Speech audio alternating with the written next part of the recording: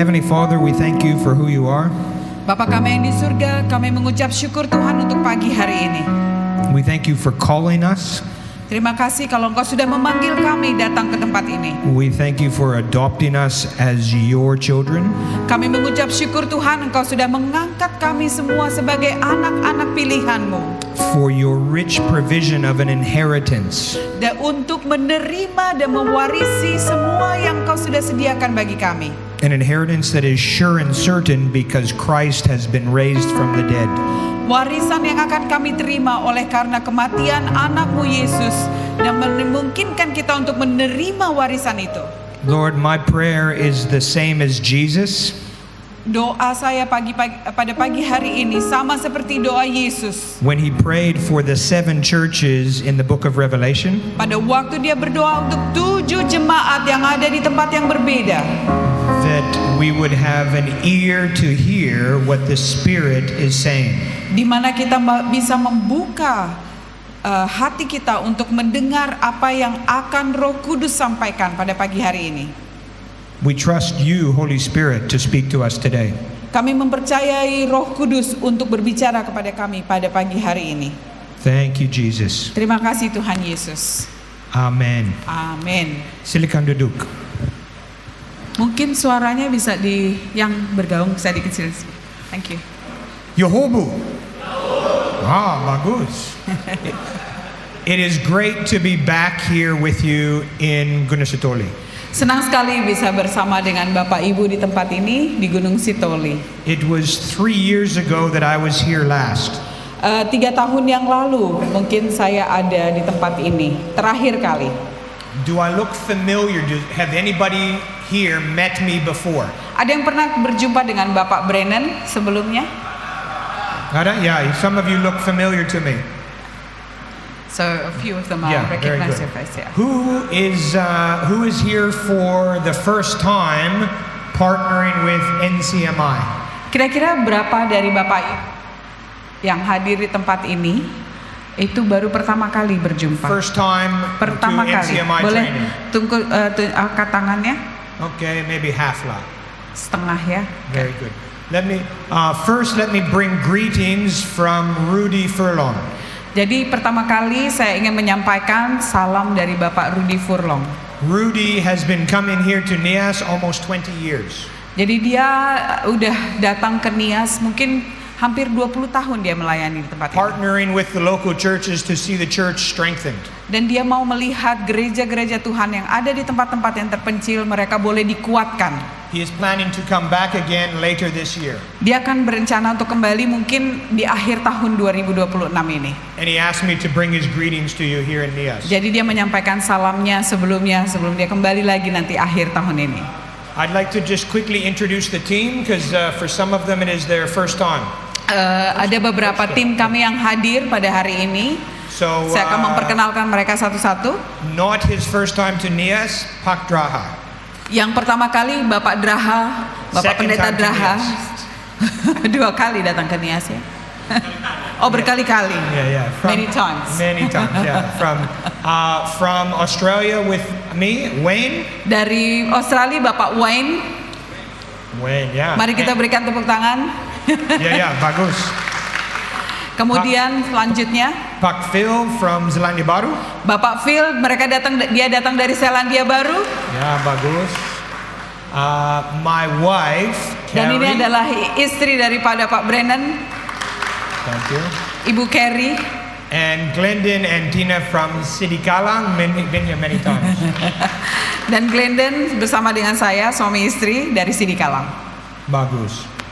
I want to start today just a brief introduction and maybe reminder about who NCMI is and why we come to Indonesia. Saya ingin menjelaskan sedikit siapa kami atau siapa NCMI dan kenapa kami mau datang ke Indonesia. Firstly, Paul writing to the church in Philippi. Pertama kali Rasul Paulus juga di dalam suratnya kepada jemaat Tuhan yang ada di Filipi.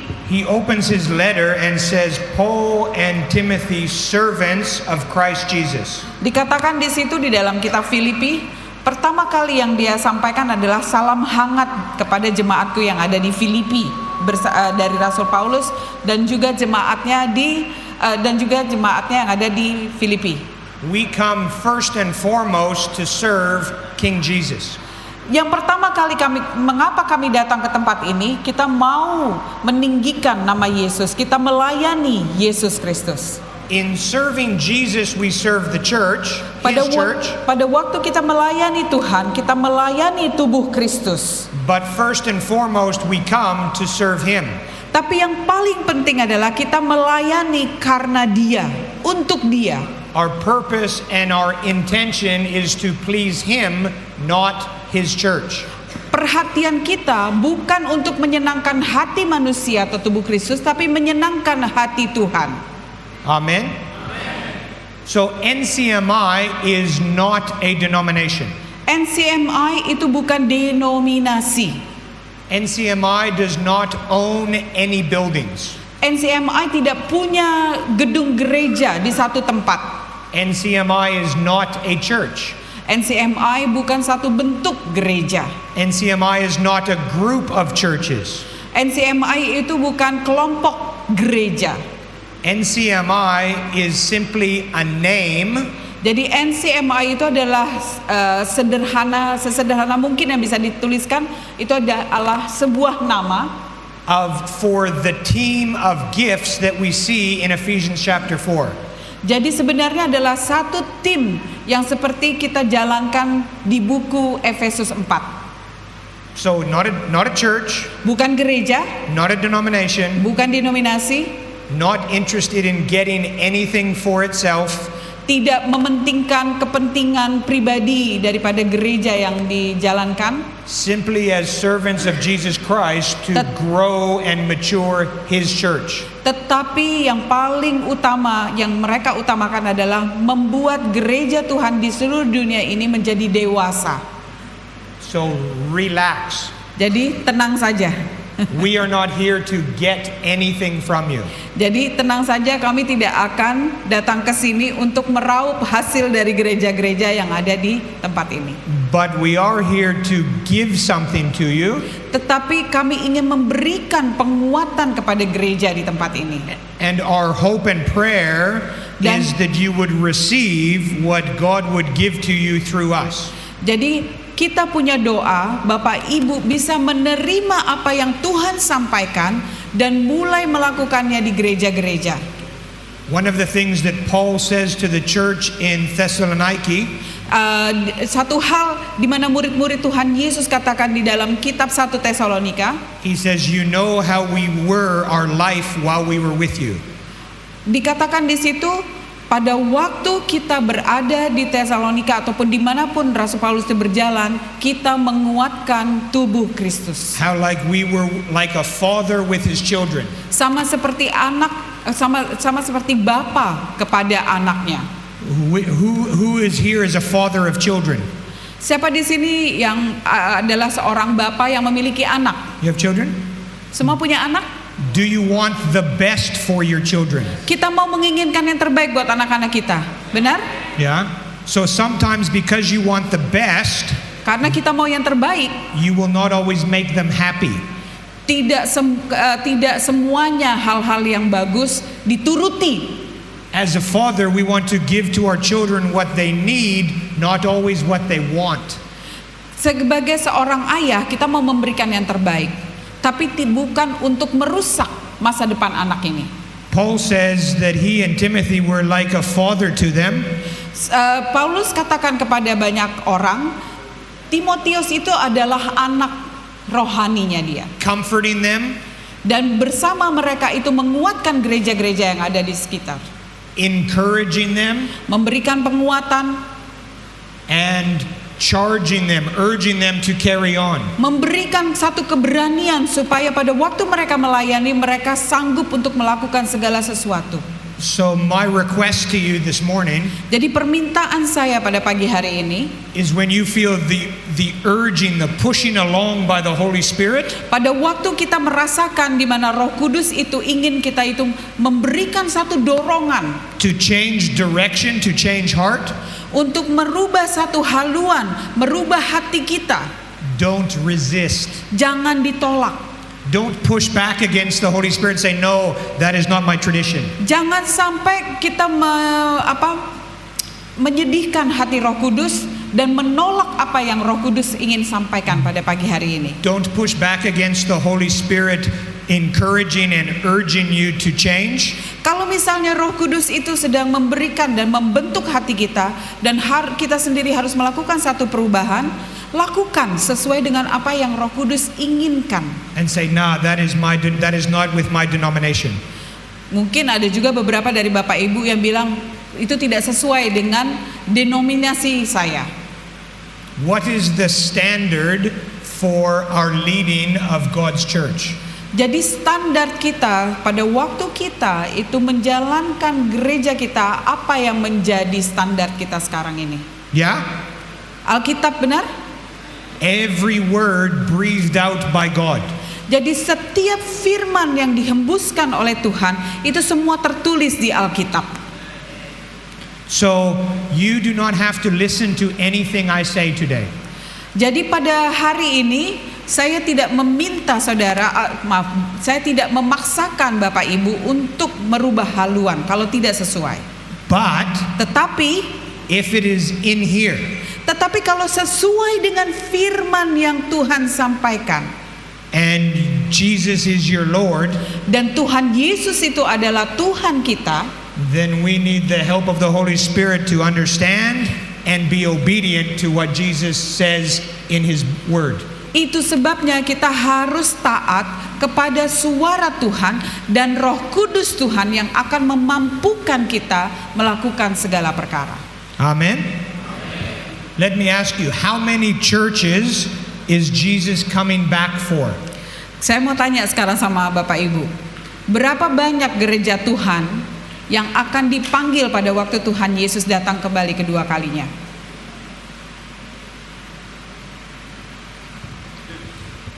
How many? Berapa banyak? Satu. Hanya satu One jiwa? church. Hanya satu orang saja yang dipanggil Tuhan nanti pada waktu dia kembali? I hope so, yes. Saya But berharap ya. one church. Hanya satu gereja, satu denominasi. Kira-kira siapa yang mau kembali bersama dengan Tuhan? Let's read Ephesians chapter 4, Mari kita buka di dalam kitab Efesus 4 verse 3 to 6.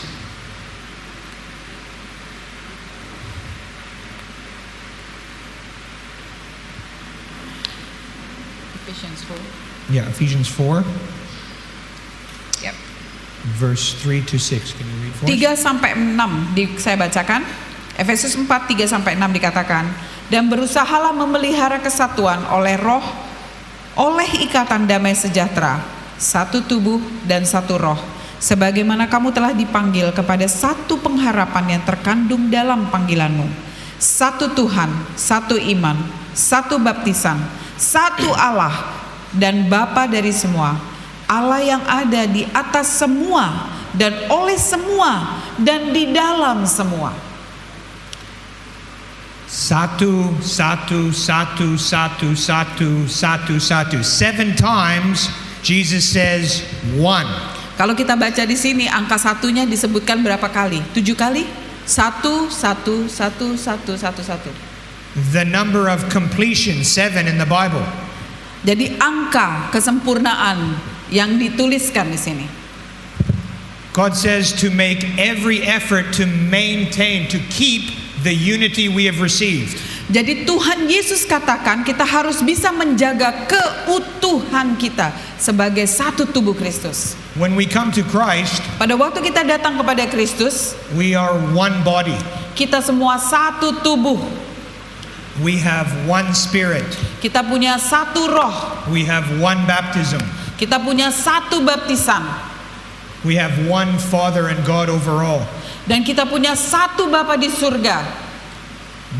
Let me ask you, church here in Nias, Saya ingin bertanya kepada gereja Tuhan di Nias. when you think of the church of Jesus Christ, do you think one as everyone? Kalau misalnya kita berbicara mengenai gereja Tuhan, apakah kita cuma berbicara kepada satu gereja saja, atau satu gereja mewakili seluruh gereja yang ada di muka bumi? Or do you only think of one, just you and your church? Atau kita hanya memikirkan satu gereja, yaitu saya sendiri dan gereja saya sendiri?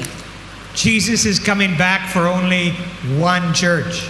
Apakah Tuhan Yesus kembali hanya untuk satu gereja saja? There is one head of the church, Jesus Christ. Dan hanya ada satu kepala gereja, yaitu Tuhan Yesus Kristus. Now this is not new to you, Dan ini sebenarnya disampaikan kepada kita semua. but this is a reminder. Tapi ini hanya peringatan apa yang Alkitab sampaikan. Maybe a little bit of correction because we take our eyes off the bigness of what Jesus is doing here in Nias. Tapi pada waktu kita melihat dan membaca firman Tuhan, Tuhan sedang bekerja atas gereja Tuhan yang ada di seluruh Nias, kepulauan Nias. And we get only focused on what is directly in front of us. Dan kita mungkin hanya bisa menebak, tapi tidak tahu kemana sebenarnya apa yang sedang Tuhan kerjakan. Part of the role of the NCMI team Bagian daripada tugas NCMI, tim NCMI is to adalah cause us to look up again to see Jesus. jadi mereka mengingatkan kepada kita harus kembali lagi kepada Tuhan. To see what He is doing. Apa sih sebenarnya yang Tuhan Yesus sekarang sedang kerjakan? Amen.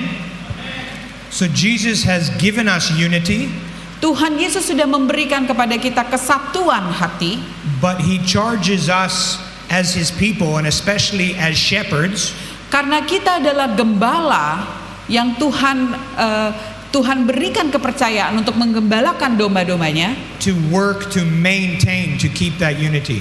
Jadi supaya kita harus bisa menjaga keutuhan, kesatuan yang sudah Tuhan berikan tadi. Tidak mudah, Tidak gampang ya, tapi benar? bisa. Tapi bisa dilakukan.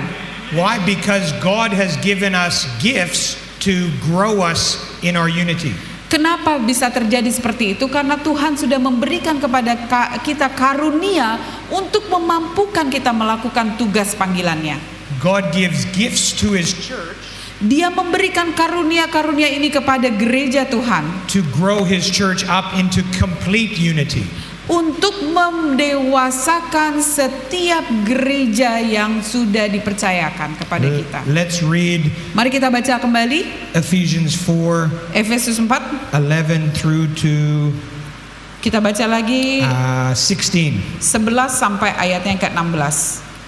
Dan ialah yang memberikan baik rasul-rasul maupun nabi-nabi, baik pemberita-pemberita Injil maupun gembala-gembala dan pengajar-pengajar, untuk memperlengkapi orang-orang kudus bagi pekerjaan pelayanan, bagi pembangunan tubuh Kristus, sampai kita semua telah mencapai kesatuan iman dan pengetahuan yang benar tentang anak Allah, kedewasaan penuh dan tingkat pertumbuhan yang sesuai dengan kepenuhan Kristus, sehingga kita bukan lagi anak-anak yang diombang-ambingkan oleh rupa-rupa angin pengajaran, oleh permainan palsu manusia dalam kelicikan mereka yang menyesatkan, tetapi dengan teguh berpegang kepada kebenaran di dalam kasih kita, bertumbuh di dalam segala hal ke arah Dia, Kristus yang adalah kepala. Yang terakhir, dan daripadanya lah seluruh tubuh yang rapi tersusun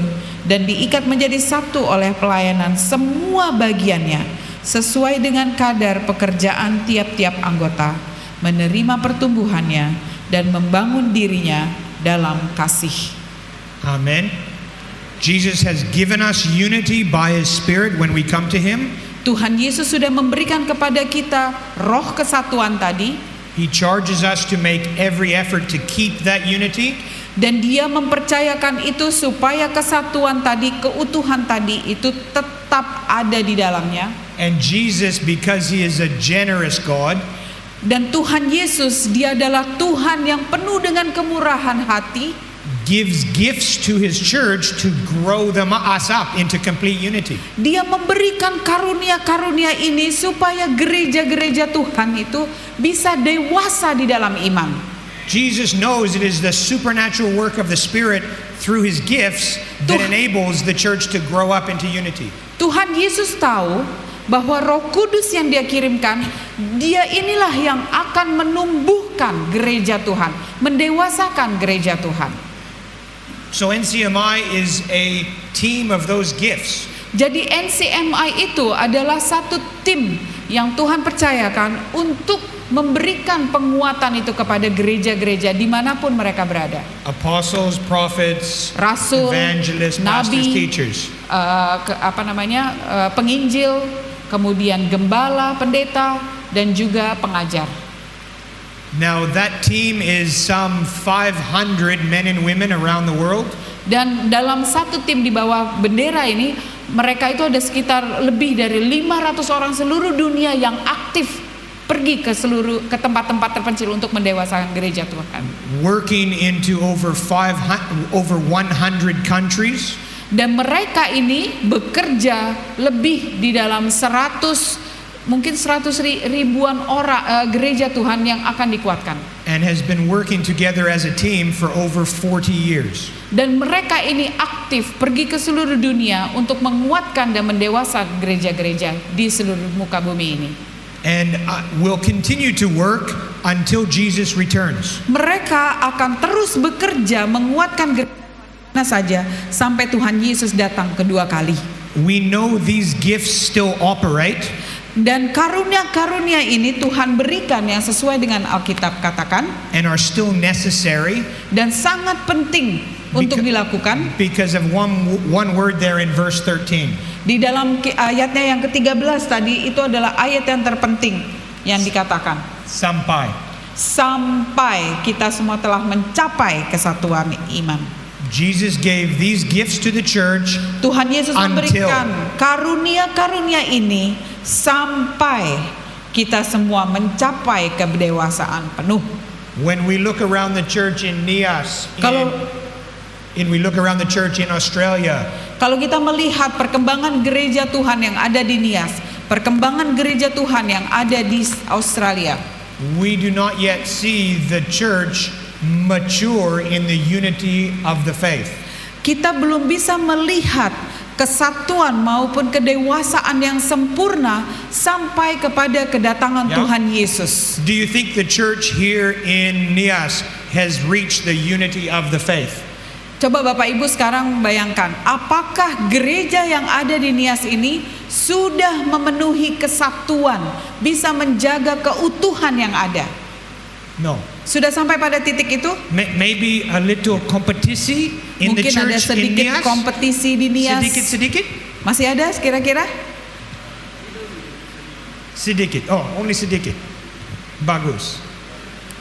But we will one day reach the unity of the faith and the fullness of Christ. Tapi satu hari nanti tujuan kita itu adalah menjadi dewasa di dalam Tuhan sampai kepada waktunya Tuhan Yesus datang kembali. We will. Christ has said he will make it happen.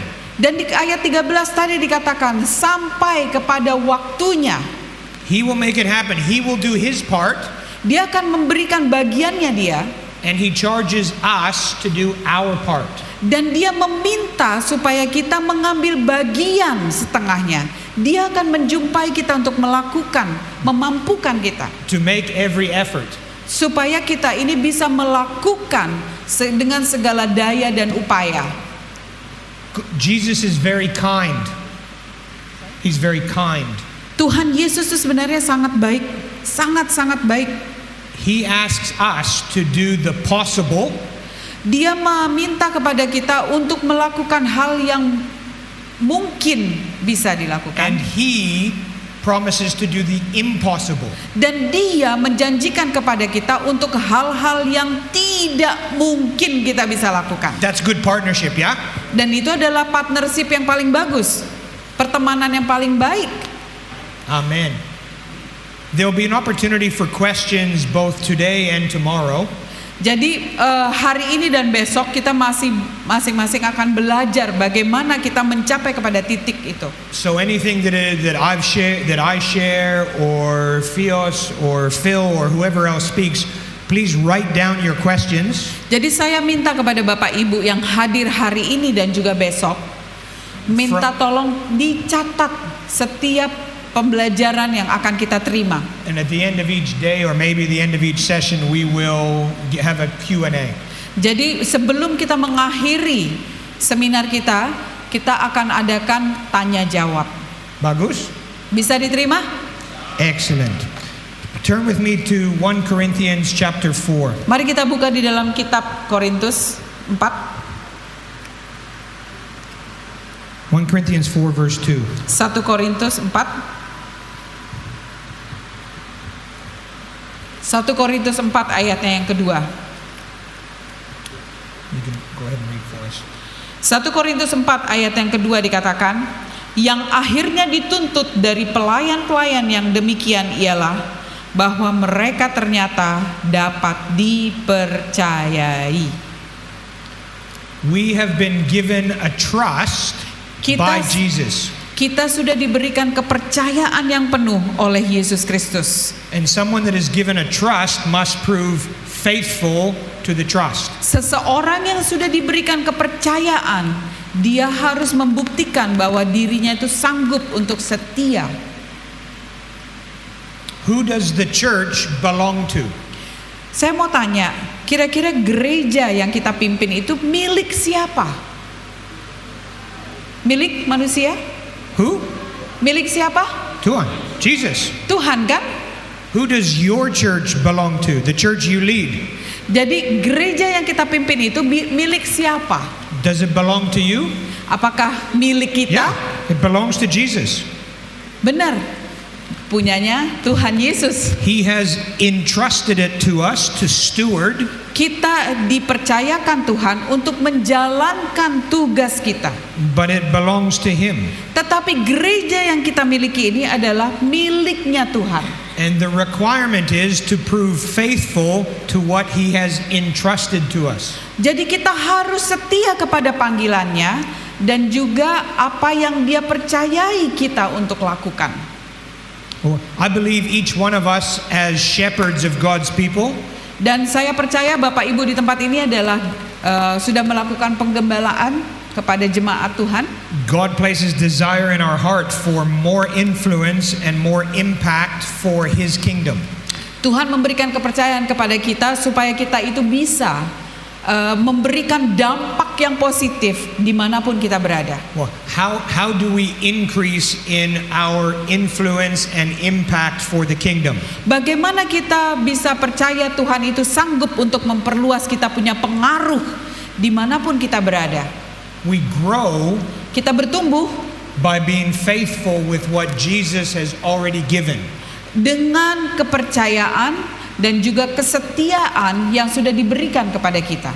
Jesus instructs His disciples in the parable of the talents. Jadi pada waktu itu Tuhan Yesus sendiri memberikan kepada kita karunia sesuai dengan untuk mengartikan perumpamaan yang Dia sudah berikan kepada kita di dalam firman-Nya. Matthew chapter 25. Matius 25 dikatakan, 3 servants, 3 stewards ada 3 bagian orang yang Tuhan ada pada waktu itu tuannya itu mau pergi dan dia sudah diberikan talenta.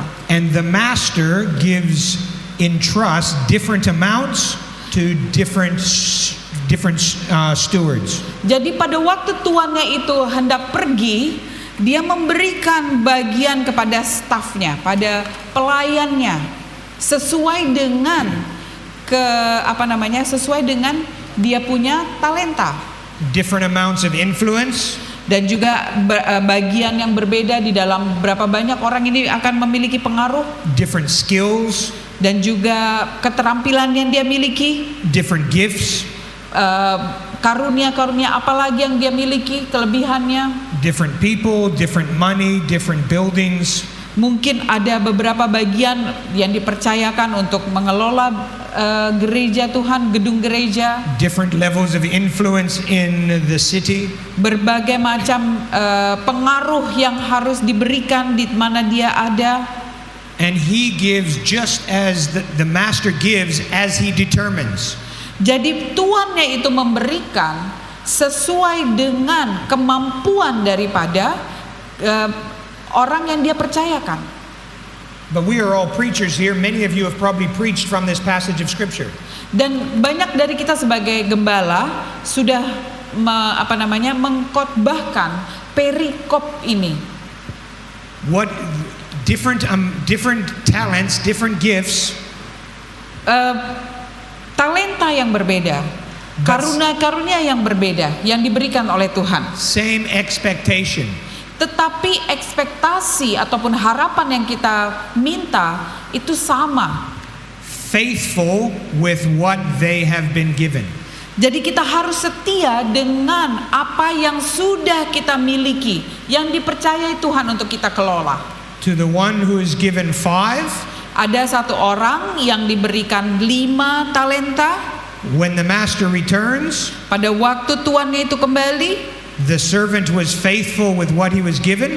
ada satu orang yang dia lebih setia dan dia melakukan apa yang sudah diberikan sesuai dengan talentanya. And the master says, well done, good and faithful servant. Dan kepada anak pelayan ini Tuhan katakan, karena dia sudah mengembalikan 5 lagi, wah luar biasa, kamu sudah setia di ladang pelayananku. The one given only 2, the Tapi yang same thing. Tapi yang diberikan 2 talenta, apa yang terjadi? Well done, good and faithful. Dan dia dikatakan lagi, wah terima kasih, engkau pelayanku yang sudah berhasil mengembalikannya. The total amount that the steward or the servant gave back to the master was different. Tapi apa yang diberikan 5 talenta kembali 5, 2 talenta kembali 2. Ada perbedaan, apa yang berbeda dari apa yang tuannya sudah berikan. But the reward, the praise of the master is for their faithfulness for what they've been given. Tapi kata-kata pujian yang keluar daripada tuannya ini adalah kata pujian yang tertinggi, yaitu kesetiaan. And the servant that was only given 1, Dan talenta orang yang hanya diberikan 1 ini, that forgot about the character of the master, dan dia lupa bagaimana karakter daripada tuannya yang sudah memberikan talenta ini. he was not faithful, he buried it. Tetapi dia tidak melakukan apa-apa dengan 1 talenta itu, bukannya dipergunakan dengan sebaik-baiknya, tapi dia kubur. What God has given us, if we do not use it, we will lose it. Kalau buat Tuhan sendiri, kalau kita tidak menjadi pengelola yang terbaik dan hanya menyia-nyiakan saja, But the promise is those who are faithful, it says to those who have been given, more will be given because of our faithfulness. Tuhan akan memberikan tambahan lebih kepada apa yang tak sesuai dengan talenta kita. Tapi bagi dia yang sudah menguburnya, maka itu semua akan diambil kembali oleh Tuhan. The starting point of faithfulness is to start with what you have. Jadi sebenarnya dengan kesetiaan itu sangat sederhana. Apa yang kita miliki, lakukan saja. It said the man that was given 5 talents, he began immediately. Dan kalau kita baca perikop di Matius 24 ini, begitu satu pelayan ini diberikan 5 talenta, dia tidak hanya berdiam diri, dia langsung melakukan. Start with the people God has given you. Jadi mulailah dengan orang yang sudah jiwa yang sudah diberikan Tuhan kepadamu. Be faithful in shepherding them. Dan menjadi setia di dalam menggembalakan mereka. Be faithful in discipling them. Setia di dalam menggembalakan mereka. Yeah? And God Bisa? will give you more. Maka Tuhan akan memberikan dan menambahkan jumlahnya lagi. The first church that we were part of in Australia, Pada waktu kami memulai pelayanan kami di Australia, gereja pertama yang kami mulai, it had been planted only 3 months before God led us there. dan gereja ini baru dibuka 3 bulan sebelum kami datang ke situ untuk menggembalai gereja di Australia ini. And the first Sunday my wife and I went there, we were number 9 and 10 in the church. Jadi pada waktu kami masuk ke gereja ini, kami hanyalah jemaat nomor 9 dan ke-10. Imagine if the pastor there said, no, only 8 people. Nah, we will not gather this Sunday. Biasanya kalau ada pendeta yang bilang kalau cuma 8 atau 9 orang, nggak usahlah kita buka gereja. I would not be here in Nias preaching the gospel. Saya nggak akan memberikan penguatan kepada gereja Tuhan di Nias kalau cuman sedikit jumlahnya. But that pastor was faithful with who God had given him. Tetapi pendeta ini begitu setia hanya dengan beberapa jemaat, lebih kurang dari 10 orang. Obedient with what you've been given, and more will be given.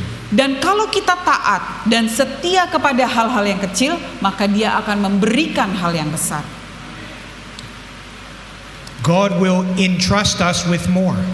Kalau misalnya kita dipercayai untuk mengelola apa yang Tuhan berikan dengan sebaik-baiknya, maka Dia akan memberikan lebih banyak lagi. When God asks us to do something, Kalau Tuhan meminta kita untuk melakukan satu hal, it is from the scriptures and my experience, dari saya punya pengalaman sendiri, it is always requires faith, and because we do not have enough to do what He calls us to do. jadi kami harus memakai iman kami. Kadang apa yang kami lihat mungkin tidak cukup untuk melakukan semua pekerjaan yang Dia kehendaki.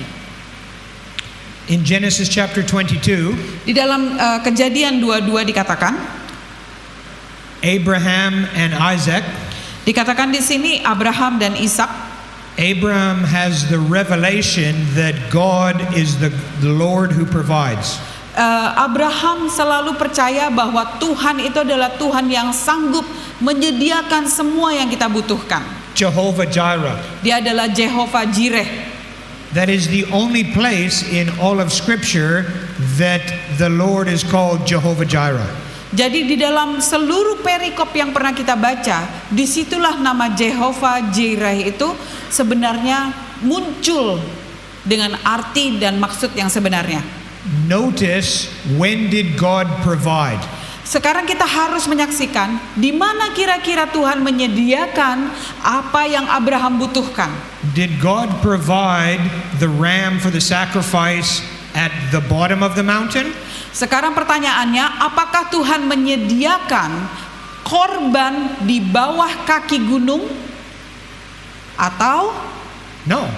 After he had gone up the mountain. Jadi Tuhan menyediakan korban sembelihan itu adanya di atas gunung. Faithful with what God had said. Kalau misalnya kita setia kepada setiap perkataan yang Tuhan sampaikan. The Lord said, take your son, your one and only son. Dan Tuhan katakan kepada Abraham, bawalah anakmu yang tunggal ini ke gunungku untuk Take him up dipersembahkan. the mountain and sacrifice him. Dan bawalah anak ini pergi ke gunungku, persembahkan dia untukku. And in being obedient, Dan dengan ketaatannya, God provided.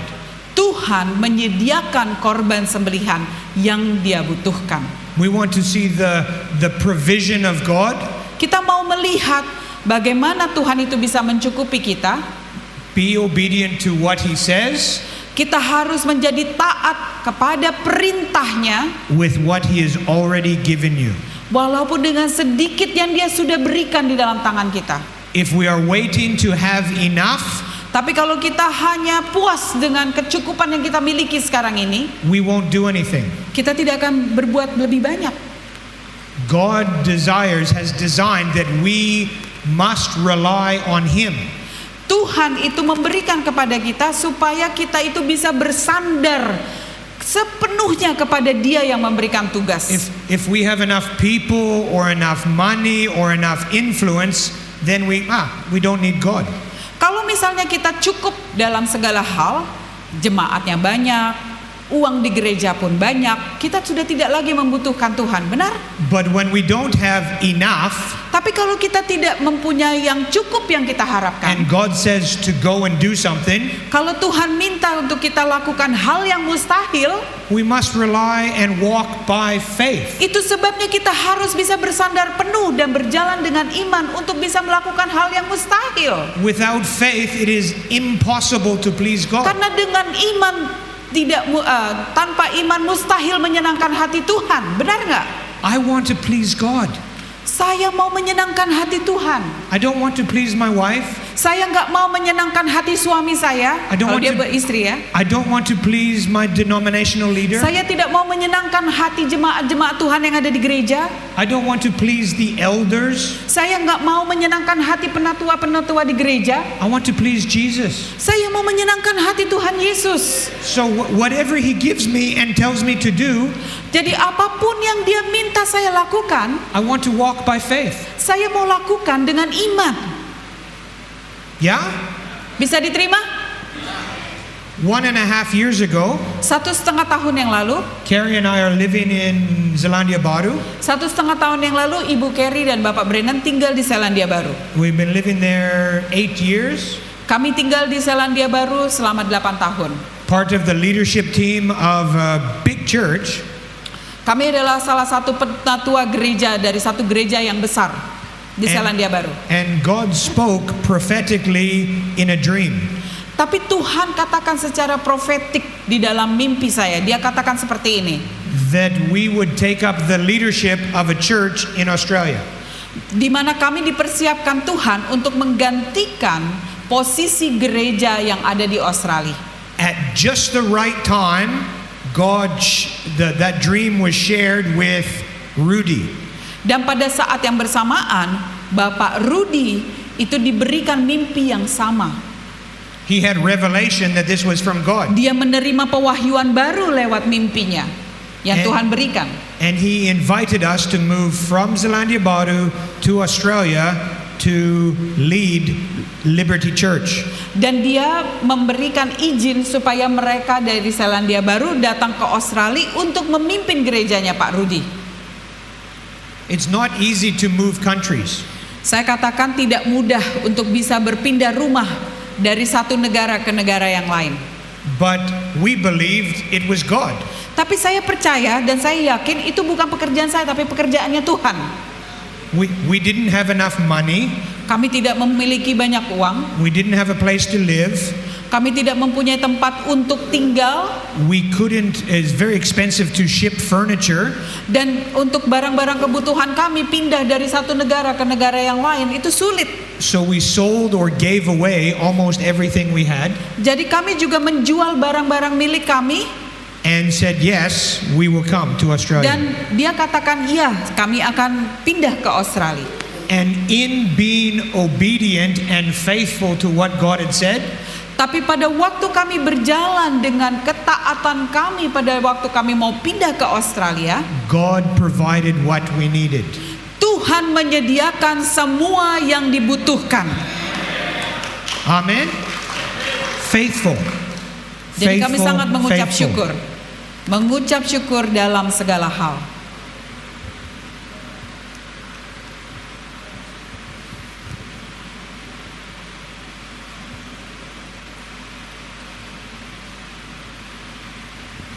Just deciding where we go. Jam berapa snacknya? Sekarang? Kopi 15 minute? 15? 15 menit bisa ya Bapak Ibu, kita break dulu sekarang ya. Oke. Bagus. Dimulai sekarang Bapak Ibu.